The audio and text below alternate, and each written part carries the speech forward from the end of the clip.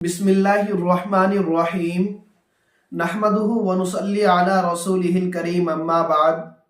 मोहतरम नाज़रीन इकराम, अल्लाह तबारक व तआला का बेपनाह एहसान व करम हुआ कि अल्लाह रब्बुल इज़्ज़त ने मुझे गुज़िश्ता कल की तरह आपके सामने कुछ गुफ्तगू करने की तौफीक अता फरमाई। अजीज़ दोस्तों, गुज़िश्ता कल जो हमारा उन्वान था वो हमने मामूलात यौमिया में से एक उन्वान चुना था, सोने के आदाब के मुतालिक कल हमने गुफ्तगू करी थी। गुज़िश्ता कल हमारी गुफ्तगू मुकम्मल नहीं हो पाई थी।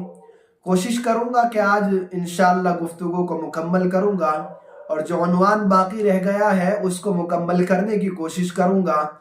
दुआ करें कि अल्लाह रब्बुल इज़्ज़त मुझे भी और आपको भी जो मैं कहूँगा उस पर अमल करने की तौफीक अता फरमाए और मुझे सही गुफ्तगू करने की तौफीक अता फरमाए।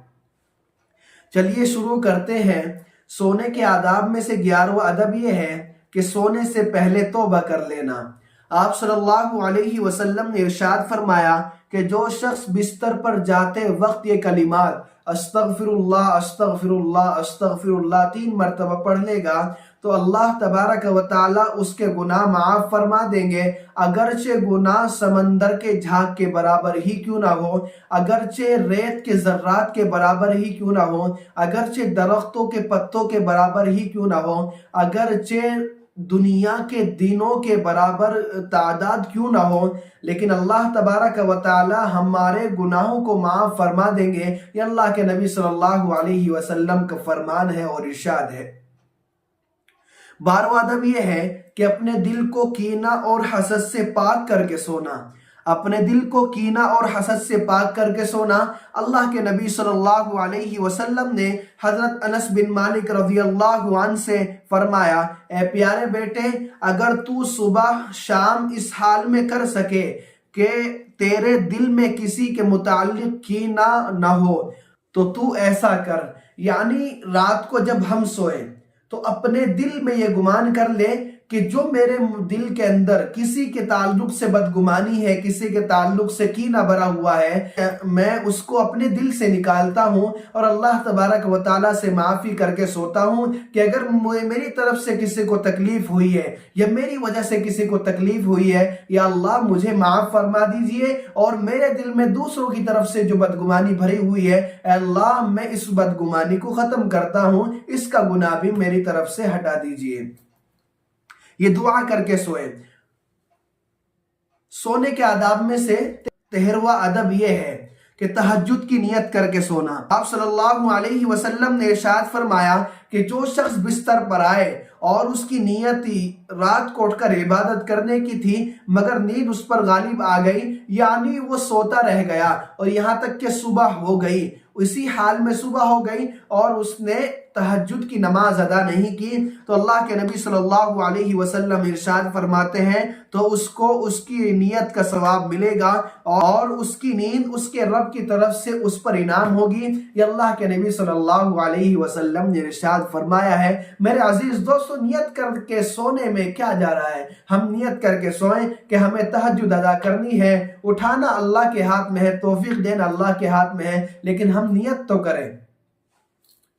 सोने के आदाब में से 14वां अदब यह है कि हदीस में वारिद मसनून दुआएं पढ़कर सोना। बहुत सारी हदीसें किताबों के अंदर लिखी हुई है कि रात को ये दुआ पढ़कर सोया करें, रात को ये दुआ पढ़कर सोया करें। मैं आपको सुना देता लेकिन बहुत लंबा मजमून है, अगर मैं इसमें वक्त दूंगा तो वीडियो ज्यादा बड़ी हो जाएगी, इसलिए मैं आगे चलता हूँ। 15वां अदब यह है आयतुल कुर्सी पढ़कर सोना। हजरत अबू हुरैरा रज़ियल्लाहु अन्हु के पास जब शैतान आया तो उनसे कहने लगा, जब तू सोने के लिए लेटे तो आयतुल कुर्सी अल्लाहु ला इलाहा इल्ला हुवल हय्युल क़य्यूम आखिर तक पढ़ लिया कर, तो उसकी बरकत से सुबह तक अल्लाह की तरफ से एक हिफाजत करने वाला मुतय्यन रहेगा और कोई शैतान सुबह तक तेरे करीब भी ना होगा। और जब हजरत अबू हुरैरा रज़ियल्लाहु अन्हु ने आप सल्लल्लाहु अलैहि वसल्लम को इस बात की इत्तिला की तो आप सल्लल्लाहु अलैहि वसल्लम ने फरमाया, उसने बात तो सच्ची कही मगर है वो झूठा। उसने बात तो सच्ची कही मगर है वो झूठा। यानी आयतुल कुर्सी के फजाइल اور آیت الکرسی کے فوائد، اللہ کے نبی صلی اللہ علیہ وسلم نے ارشاد فرمایا کہ آیت الکرسی کے فوائد یہ ہیں، آپ رات کو پڑھ کر سو جائیں۔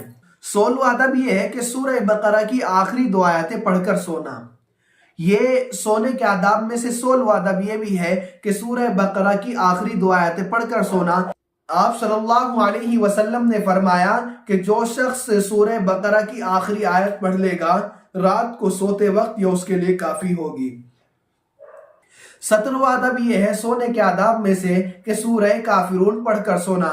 آپ صلی اللہ علیہ وسلم نے ارشاد فرمایا کہ جس نے سورہ قل یا ایھا الکافرون پڑھی تو اس نے 1/4 قرآن پڑھ لیا۔ یعنی آپ صلی اللہ علیہ وسلم نے 1/4 قرآن بتلایا ہے سورہ قل یا ایھا الکافرون کو۔ آپ صلی اللہ علیہ وسلم نے پھر ارشاد فرمایا اور شیطان اس سے دور بھاگ گیا، یعنی جس وقت ہم نے سورہ قل یا ایھا الکافرون پڑھ لی ہم سے شیطان بھی دور بھاگ جائے گا۔ اور ارشاد فرمایا اور وہ شرک سے بری ہو گیا اور نیند میں گھبراہٹ سے اسے عافیت نصیب ہو گئی۔ اور آپ صلی اللہ علیہ وسلم نے فرمایا اپنے بچوں کو حکم کرو کہ وہ اسے سوتے وقت پڑھیں تاکہ انہیں کوئی مصیبت نہ پہنچے۔ 18واں ادب یہ ہے سونے کے آداب میں سے معوذتین یعنی سورہ فلق، سورہ ناس پڑھ کر دونوں ہتھیلیوں پر دم کر کے اپنے پورے جسم پر پھیرنا۔ حضرت عائشہ رضی اللہ عنہا فرماتی ہیں اللہ کے نبی صلی اللہ علیہ وسلم جب سونے کے لیے بستر پر تشریف لاتے تو اپنی دونوں ہتھیلیوں میں سورہ پڑھ کر پھونکتے، پھر دونوں ہاتھوں کو اپنے چہرے پر اور بدن پر جہاں تک ہاتھ پہنچتے پھیرتے۔ یہ آپ صلی اللہ علیہ وسلم کا معمول تھا، یعنی آپ صلی اللہ علیہ وسلم جس وقت بستر پر لیٹتے تھے تو سورہ فلق، سورہ ناس پڑھ کر آپ صلی اللہ علیہ وسلم دونوں ہتھیلیوں پر پھونکتے اور اسے اپنے پورے جسم پر پھیرتے، جہاں تک آپ صلی اللہ علیہ وسلم کا ہاتھ پہنچتا تھا وہاں تک اپنے جسم پر ہاتھ پھیرتے۔ 19واں ادب یہ ہے کہ سورہ الف لام میم سجدہ، سورہ ملک، سورہ بنی اسرائیل اور سورہ زمرہ پڑھ کر سونا۔ حضرت جابر رضی اللہ عنہ فرماتے ہیں کہ جب تک آپ صلی اللہ علیہ وسلم سورہ الف لام میم سجدہ، سورہ ملک، سورہ بنی اسرائیل اور سورہ زمر نہیں پڑھ لیتے تھے آپ صلی اللہ علیہ وسلم سوتے نہیں تھے۔ سونے کے آداب میں سے 20واں ادب یہ ہے، میں آپ کو اس کے متعلق حدیث پڑھ کر سناتا ہوں۔ حضرت عرباض بن ساریہ رضی اللہ عنہ فرماتے ہیں اللہ کے رسول صلی اللہ علیہ وسلم سونے سے پہلے مسبحات یعنی سورہ حدید، سورہ حشر، سورہ تغابن، سورہ جمعہ اور سورہ اعلیٰ، ان تمام صورتوں کو آپ صلی اللہ علیہ وسلم پڑھ کر سوتے تھے۔ اللہ تبارک و تعالیٰ سے دعا کرے گا اللہ رب العزت مجھے بھی اور آپ کو بھی انہی چند باتوں پر عمل کرنے کی توفیق عطا فرمائے۔ آمین۔ وآخر دعوانا الحمدللہ رب العالمین۔